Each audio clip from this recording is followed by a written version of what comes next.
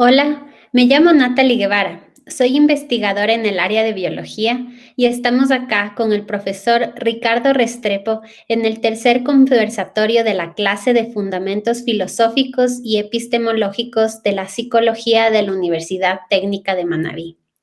La última vez, Ricardo, te dije que sería adecuado que acojamos una visión científica del universo y discutimos sobre la teoría de Protágoras, que tenía una visión subjetivista de la ciencia y del universo. Pero cuando pienso en ciencia, justamente pienso lo opuesto del subjetivismo. Pienso en el conocimiento basado en la observación, generación de hipótesis y experimentación. Así es, Natalie. Vimos la última vez que el subjetivismo tenía algunas fortalezas, como por ejemplo el hecho de que reconocía algo que debería ser evidente que existe, que es nuestra propia subjetividad, de que podemos sentir el viento como frío, que podemos sentir un dolor, que podemos sentir felicidad, que percibimos rojo, que nos puede gustar más el helado de maracuyá que el de chocolate. Una serie de subjetividades que son cosas que existen en el mundo, pero que no son todo el mundo y que hay una cuestión de reconocer el hecho de esa subjetividad versus su correspondencia con el mundo externo y que otras personas pueden ver y que existió antes de que nosotros existiéramos y que posiblemente van a existir después de que nosotros dejemos de existir, que pudiesen existir, estemos nosotros presentes o no.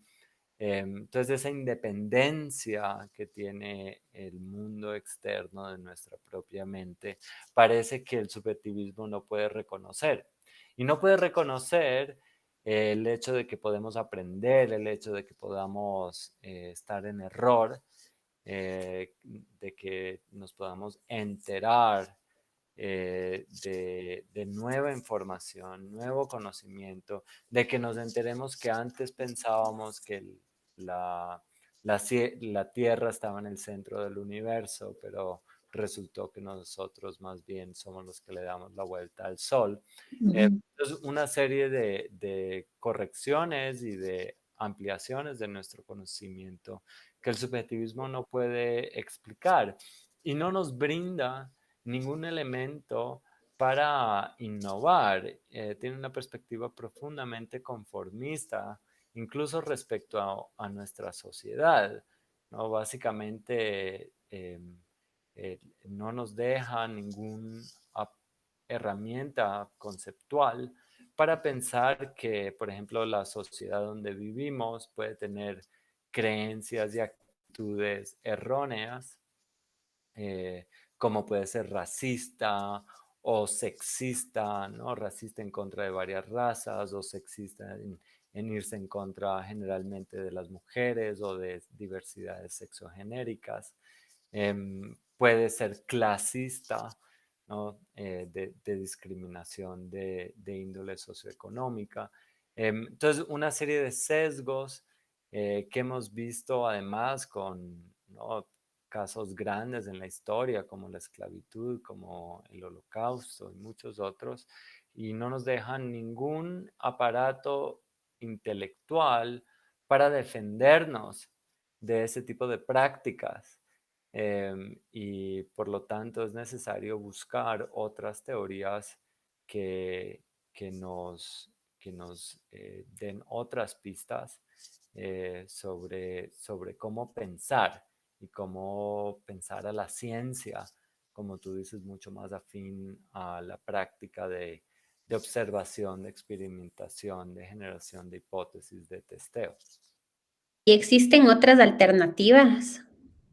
Sí, existen varias alternativas y em, una de ellas es el positivismo lógico o empirismo lógico. A veces más bien sus detractores les gusta decir que es el positivismo. Pero esa es una. Vamos a ver también el falsacionismo y el realismo científico en otros videos, pero esta es una apuesta interesante también que reacciona a un desarrollo fallido de la filosofía, que es muy interesante, que se llama el posmodernismo, a veces también muy coexistente con la fenomenología en filosofía, que es tomar, es como la encarnación más actual del subjetivismo. Y en su momento, en el primer video que hicimos, pues yo proponía que la filosofía es una especie de ámbito de exploración y fundamentación que provee el terreno fértil para que puedan crecer otras ciencias, que puedan salir otras ciencias. Y que así fue que se creó muchas de las matemáticas, la lógica, la física, la biología, las ciencias políticas. Y en este caso, tenemos el caso con la analogía además de la partera de las ciencias, de realmente un feto que salió mal, que es el posmodernismo. Y déjame contarte simplemente cómo, a breves rasgos, es que esta experiencia provee el, la... Acá está.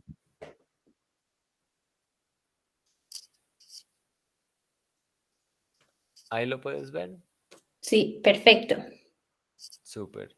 Entonces, estamos acá haciendo este primer video de psicología, conocimiento y racionamiento científico sobre el empirismo lógico, donde vamos a ver el subjetivismo, que ya lo vimos, sobre las teorías de la ciencia del conocimiento. Estamos evaluando, conociendo y comparando estas distintas teorías de la ciencia del conocimiento. Que ya vimos el subjetivismo de Protágoras, ahora vamos a ver el positivismo o empirismo lógico de Hempel, Carnap y Ayer, eh, el falsacionismo de Popper y el realismo científico de Sankey, Sillos y Churchland. Em, y em, el positivismo lógico o empirismo lógico es una reacción a este fallido nacimiento de una ciencia que se encarna en Martin Heidegger. Ujú.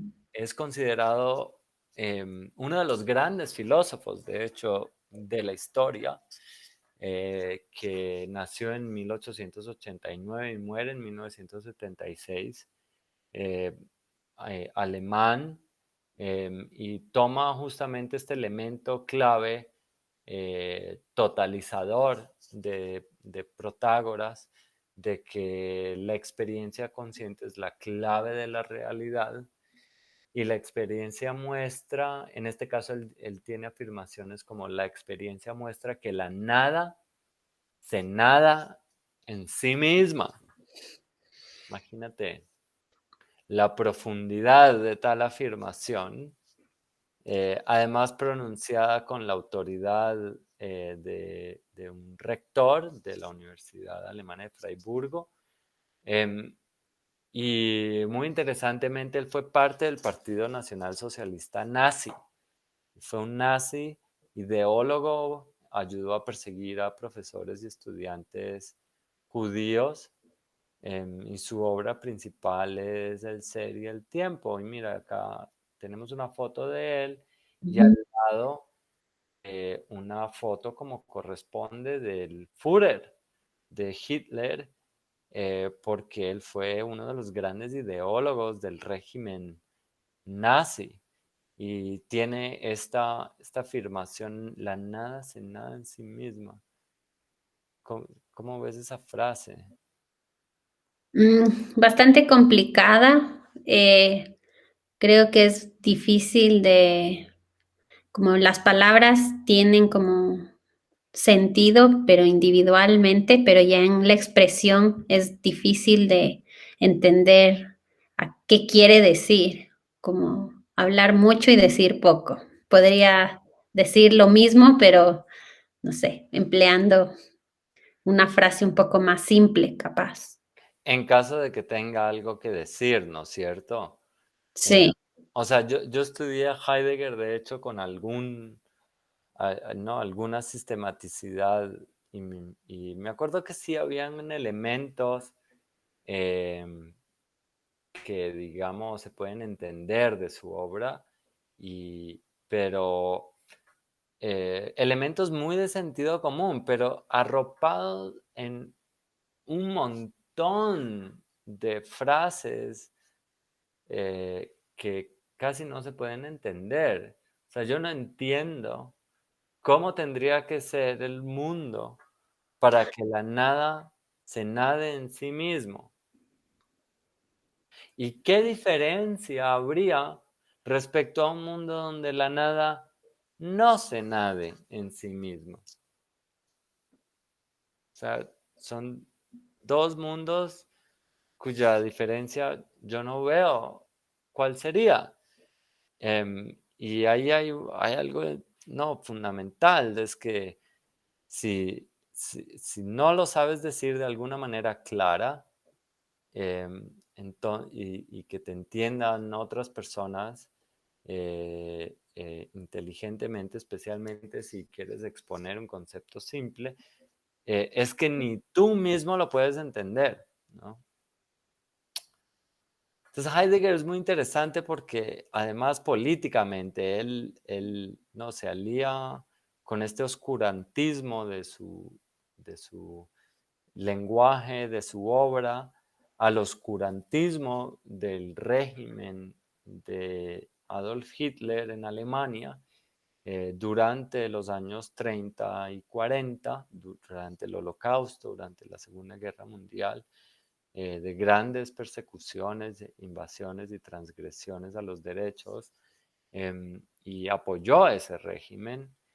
Y de alguna manera el Círculo de Viena, no sé si puedes ver este otro slide. ¿Puedes ver el slide? sí, perfecto. Em, son el opuesto, entonces son además filósofos y científicos que quieren ubicar a la filosofía muy a la par del resto de las ciencias. Quieren hablar sobre el mundo, quieren obtener claridad. Muchos vienen de la física y de otras ciencias, muchos fueron matemáticos y lógicos. Em, no sé si estás alzando la mano. No. Eh,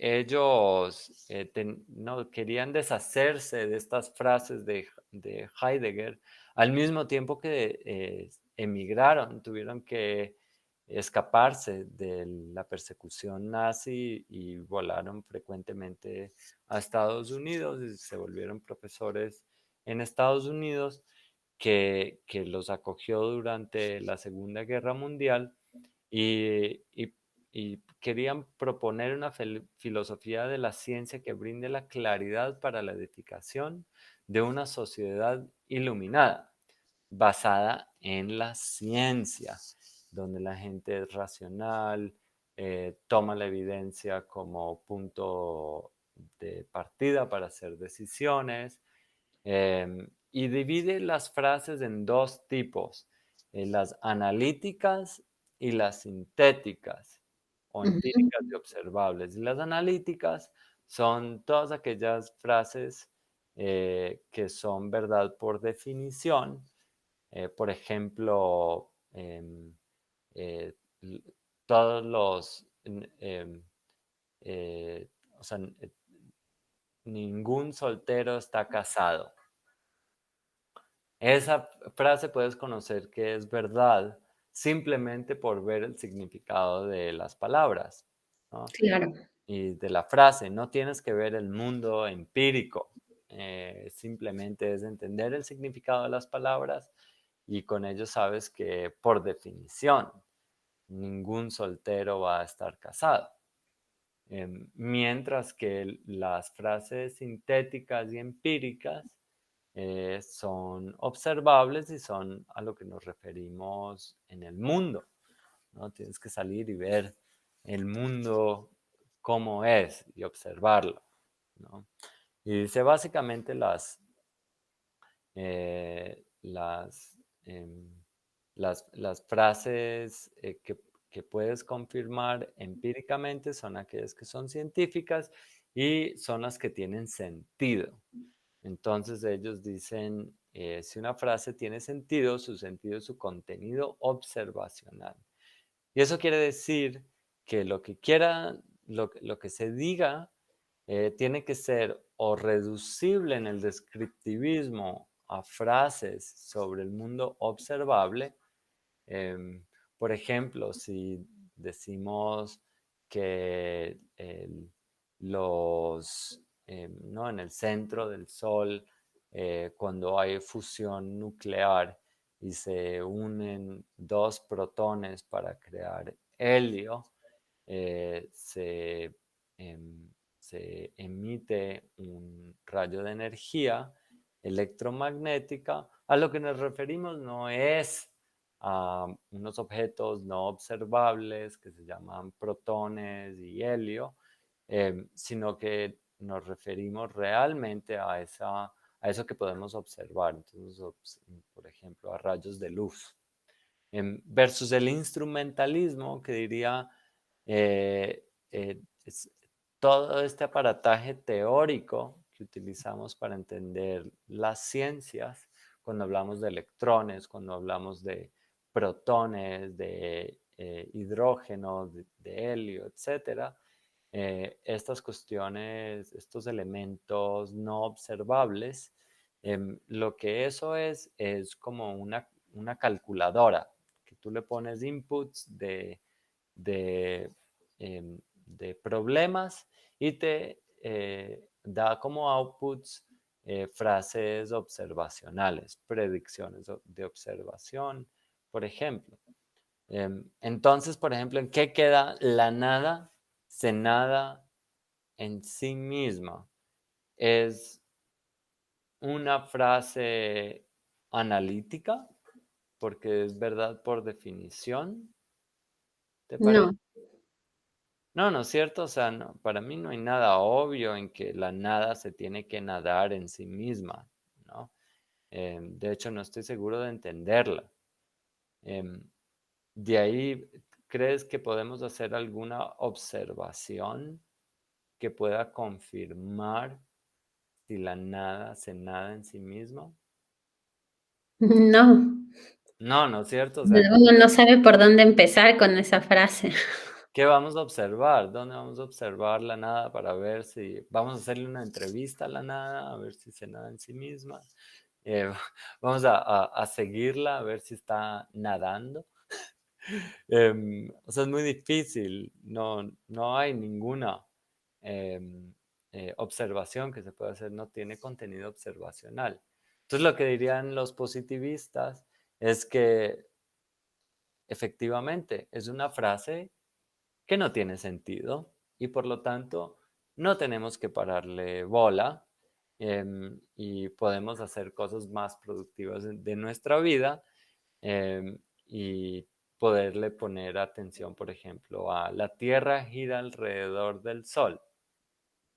Es una frase analítica porque es verdad por definición. Sí. Bueno, es empírica en realidad, porque es observable, ¿no? Claro, Sintética. porque es posible que sea el Sol el que gire alrededor de la Tierra. Nada en la definición de Tierra y Sol implica que es la Tierra la que gira alrededor del Sol o viceversa. Eso es algo que solo lo podemos definir empíricamente, yendo y observando, ¿no es cierto? Ujú. Haciendo los exámenes y la experimentación de vida, ¿no? Y las observaciones de vida. Entonces sí, es una frase sintética de algo observable y tiene por lo tanto sentido, ¿no? Implica que vamos a ver eh, varias, eh, eh, ¿no? Vamos a ver, ¿no? Los ángulos en que va a salir el sol en nuestro horizonte, visto desde la Tierra, va a implicar que hay otros planetas como la Tierra que giran alrededor del Sol, y de hecho así fue que descubrimos a Neptuno, que antes de haberlo observado directamente, ya por el movimiento de los planetas, se detectó que había que haber otro cuerpo masivo en el sistema solar, y se postuló la hipótesis de que había otro planeta que no habíamos observado, y ese fue Neptuno y eventualmente se observó, ¿no es cierto? Entonces, este tipo de hipótesis que, ¿no? que establecen o presuponen un modelo del sistema solar con el Sol en el centro, tienen una serie de implicaciones observables que se pueden utilizar para definir si son correctas o falsas, y con ello dirían los positivistas, sabemos que tienen sentido si son frases con sentido, no son la nada sin nada en sí misma, y por lo tanto podemos hacer algo mucho más fructífero de nuestra vida mirando a estas frases en vez de el oscurantismo de Heidegger. Veamos estas otras frases, por ejemplo. Veamos si tienen sentido científico. ¿Qué tal te parecen a ti? Según el positivismo y según tú. Ok, hay Entonces, una mesa en el cuarto. ajá, Es una frase que tiene sentido y se puede observar, se puede comprobar a partir de la observación. exacto. Entonces, ambos coincides tú con los positivistas sobre... Sobre la mesa, sí. sí. Y el planeta Tierra es redondo, También, bastante redondo, poco ovalado, ¿no? Achatado en los polos. sí, Sí. De nuevo, hay observaciones que se pueden hacer al respecto, ¿no es cierto? ajá, Y eso por eso tiene sentido. Y es una afirmación científica sobre la forma de la Tierra. exacto. ¿Qué tal Dios existe? ¿Es científico según el positivismo y según tú? Según el positivismo, bueno, hace sentido la frase, pero no se puede, como no se puede comprobar esta afirmación, no se puede como ni de forma descriptiva ni de forma instrumental, ¿no es cierto? Ajá. Pero, o sea, claro, o sea, ¿cómo vamos a diseñar un experimento para ver si Dios existe? ¿Qué microscopio vamos a utilizar o telescopio vamos a utilizar para a ver si encontramos a Dios? Mm, capaz, sí, o sea, es difícil, ¿no? Como comprobar su existencia. Claro. O sea, cuál diferencia habría en el mundo si es que Dios existe versus si no existe? Por ejemplo, claro, quizás Dios es quien creó el universo, entonces diríamos, la evidencia es que exista el universo, ¿no es cierto? Es su efecto, es su manifestación. Entonces, el solo hecho de que exista algo, que exista la Tierra, el Sol, el universo, em, es ya evidencia de que existe Dios porque Dios debió haber creado la Tierra, debió haber creado el universo. Pero ¿dónde estaba Dios mientras creaba el algo? Porque antes del universo no había nada, ¿no es cierto? O sea, no existía nada. Entonces, ¿dónde estaba Él al crear un algo? O Él siempre existió. Él siempre existió, siempre hubo Él o ella y em, de ahí dijo, bueno, vamos a crear un universo con leyes físicas, vamos a crear la gravedad, vamos a crear la materia, vamos a crear la luz, electromagnetismo, la fuerza débil, la fuerza fuerte, y vamos a poner esta cantidad de energía en este universo. Y, y boom, Big Bang, hace 15.000 millones de años.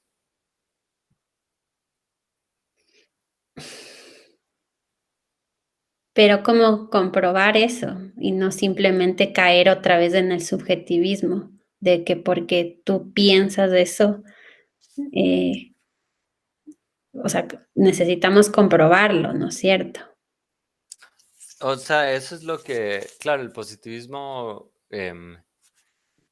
sería muy interesante ver qué mismo dice, porque realmente, y qué diferencia podría haber, ¿no? O sea, tenemos en la una teoría donde Dios existió para siempre, para atrás, y crea el universo con el Big Bang de hace 15.000 millones de años.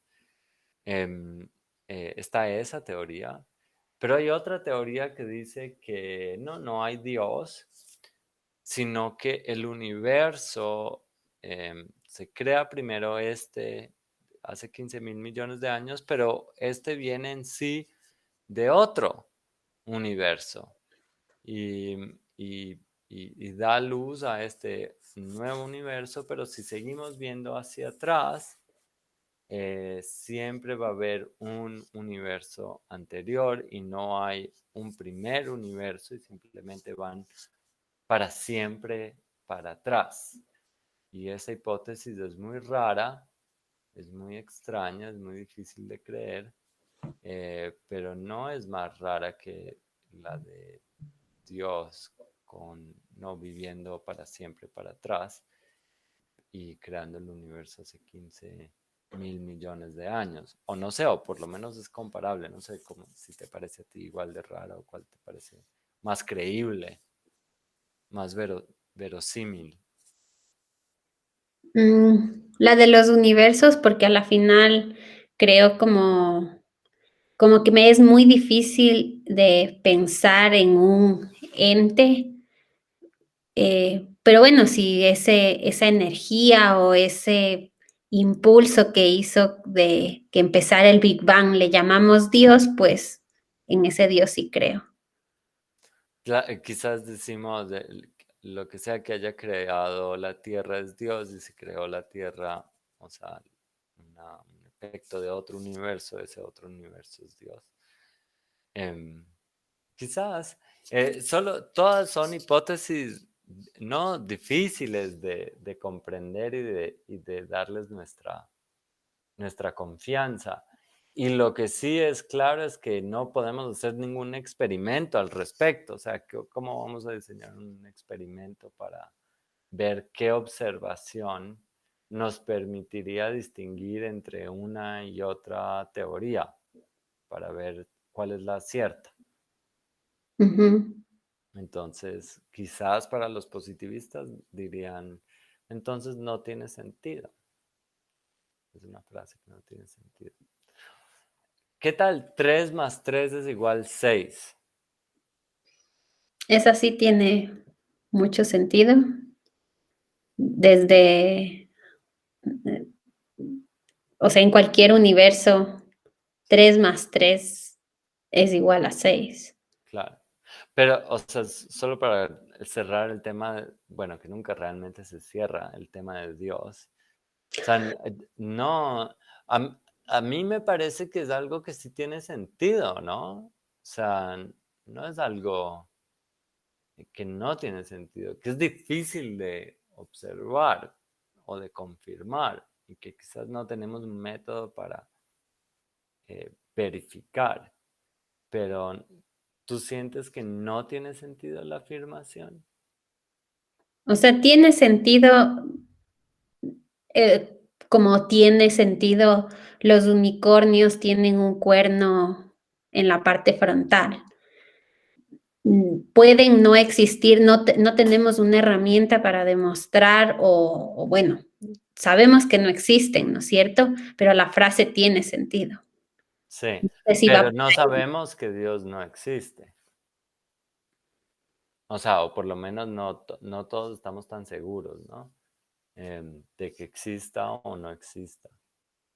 Ese siempre, el caso de Dios siempre es, es un caso, ¿no? Lleno de trucos, ¿no?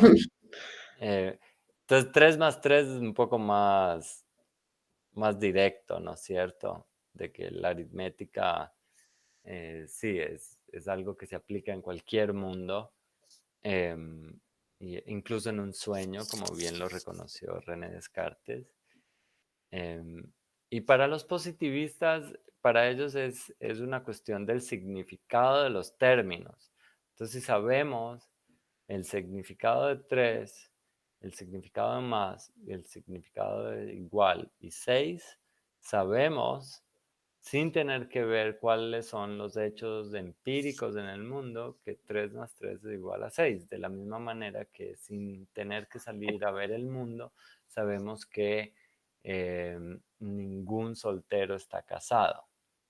Ujú.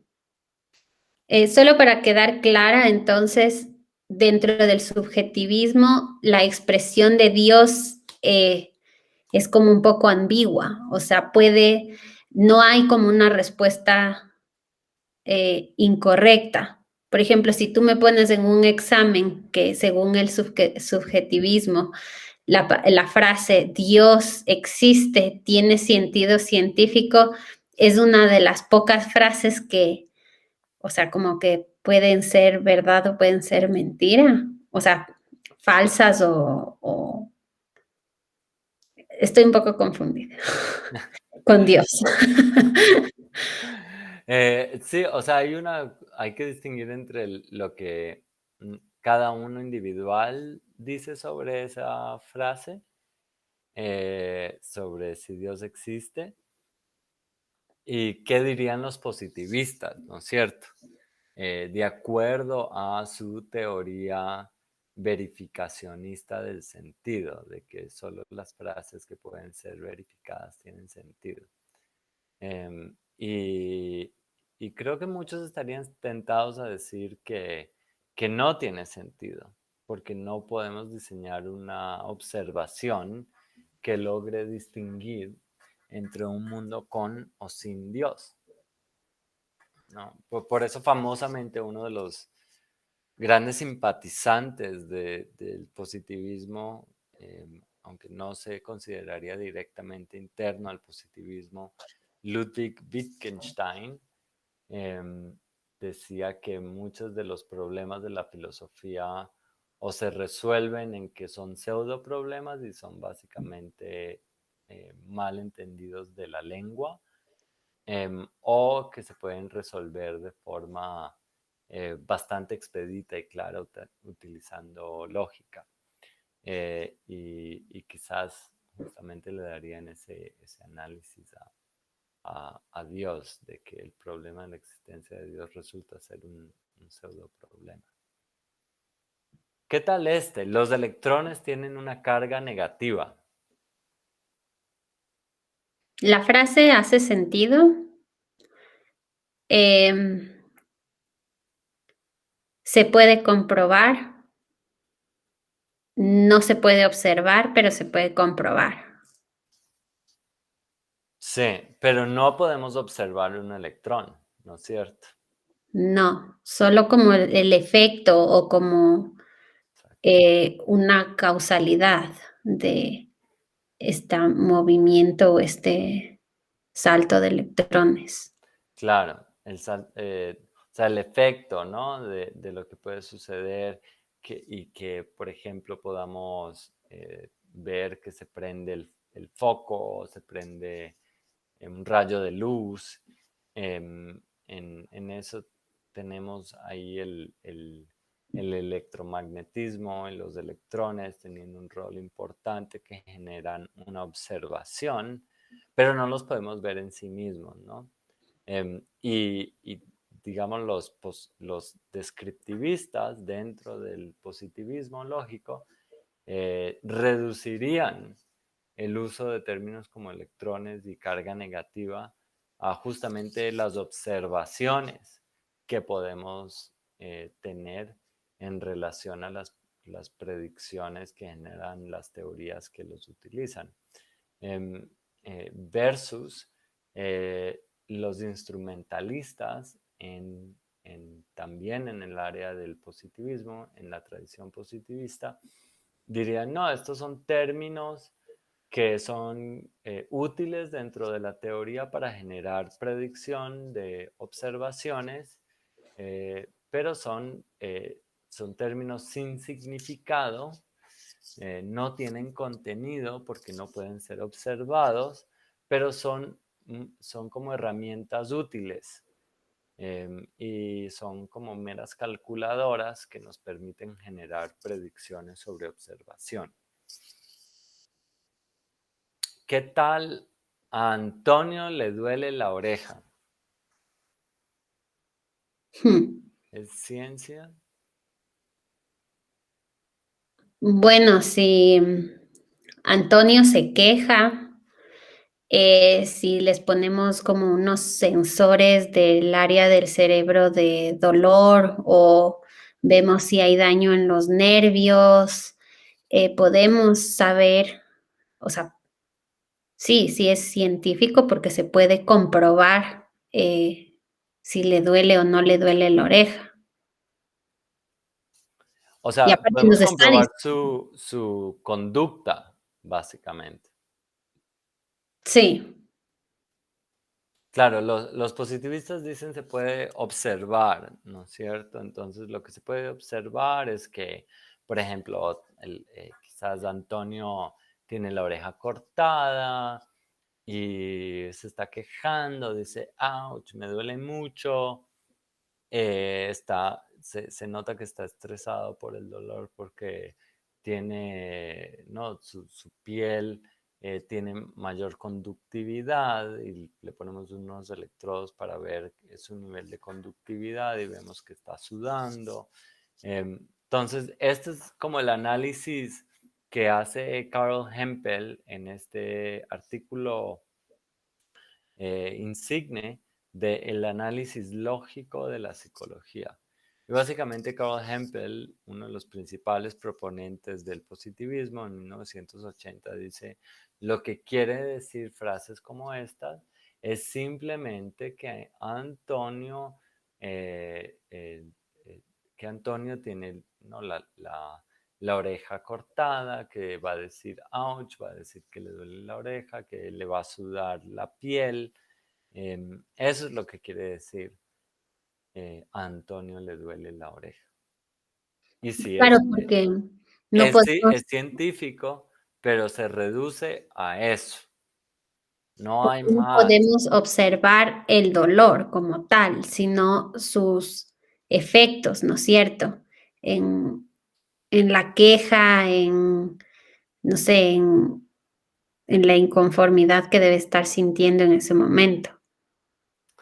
Claro, o sea, eso es verdad y esa es la cuestión, esa es la gran objeción, de hecho, que se le puede hacer a Carl Hempel, que es que cuando nos referimos al dolor de Antonio en la oreja, nos referimos a algo que Antonio tiene que, de la cual la evidencia es que tiene la oreja cortada, que está sudando, que dice, me duele la oreja. Em, pero no es la causa. La causa es el dolor de, de ese comportamiento de él. Em, y la causa de su dolor es que se le haya cortado la oreja. Pero eso es a nivel de síntomas, a nivel de la evidencia que podemos tener para saber que a Antonio le duele la oreja. Pero el dolor es algo que le sucede a Antonio, que es interno a Antonio. Ujú. ¿No es cierto si ves esa diferencia? Sí. Entonces, de la misma manera que electrones no podemos verlos, pero sí podemos obtener evidencia vía los, em, los efectos que dice la teoría. Entonces, podemos hacer algunas objeciones al positivismo lógico, ¿no? La primera es que eh, creemos que objetos como electrones existen, ¿no es cierto? Hay objetos no observables, como los electrones, el centro de un hoyo negro o una percepción que tiene alguien más, como si tú estás viendo rojo, eh, eh, ¿no? Eso es algo, una realidad que podemos estudiar, o si tienes un dolor, eso es una realidad que podemos estudiar. Em, y no es simplemente que tú te comportas de cierta manera, ¿no? No, los electrones no son simplemente que, que cuando hay una descarga de, de electromagnética, que nosotros veamos luz, nosotros vemos efectos de lo que sucede a nivel microscópico, ¿no es cierto? Eh, Ujú. no estamos viendo los electrones en sí. Hay, por ejemplo, la existencia de principios no observables, como las leyes de la naturaleza. Ninguno de nosotros ha visto eh, la ley fuerte, la ley débil, El instinto. el instinto de otra persona. Vemos que personas dicen que tienen ciertos instintos y actúan sobre esos instintos, pero no los hemos visto en sí. Em, eh, y también principios morales. ¿Quién ha visto, no, la justicia? ¿No? Por ejemplo, si la justicia es algo como una ley que aplica en el universo, que dice que, por ejemplo, que las acciones justas son aquellas que maximizan la felicidad del máximo número de personas. ¿Quién ha visto esa ley? ¿O quién ha visto la ley que dice en el universo, inscrita de alguna manera en los códigos del universo, que hay que respetar los derechos de todos, ¿no? Eh, Parece que esos son aspectos que del universo, pero que no los podemos observar, pero hacen sentido, ¿no es cierto? O sea, primero que todo, hacen sentido que cuando hablamos de que los electrones tienen una carga negativa y a veces saltan en niveles energéticos, son afirmaciones que tienen sentido y que dependen para si son ciertos o falsos, de hecho, de cómo es la realidad microscópicamente.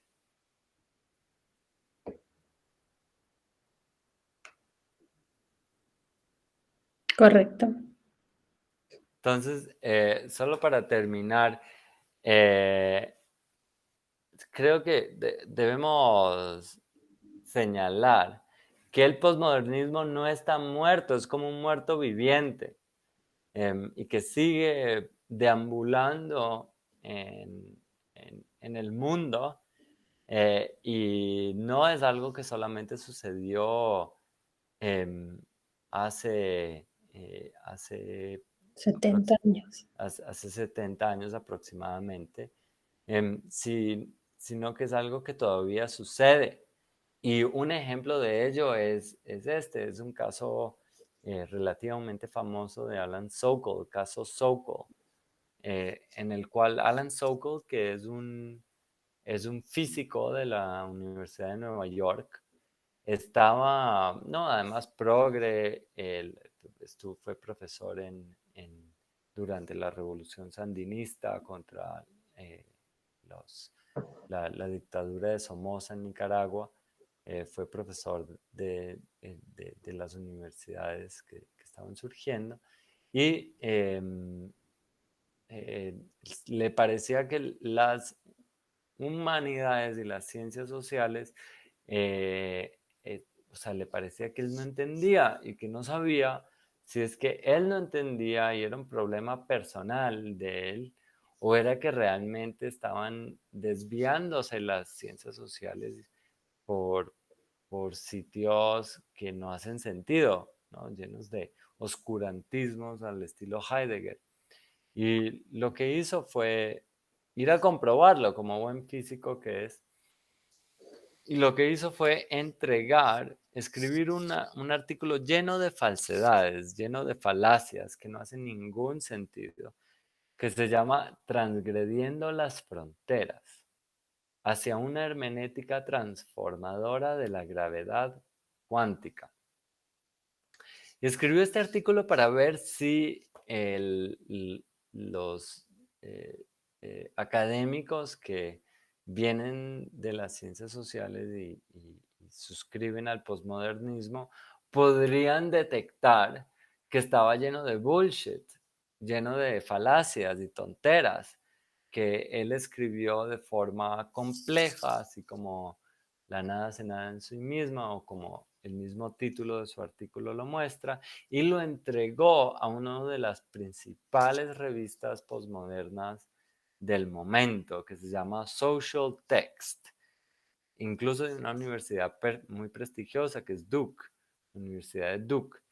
Y lo entregó y para su sorpresa lo aceptaron y lo publicaron. Entonces, como ustedes saben, generalmente el proceso que tienen las revistas científicas académicas para publicar un artículo es que lo pasan por revisión por pares de expertos sobre la materia que emiten un juicio sobre A, si un artículo no debe ser publicado porque no hace ningún sentido u otra razón.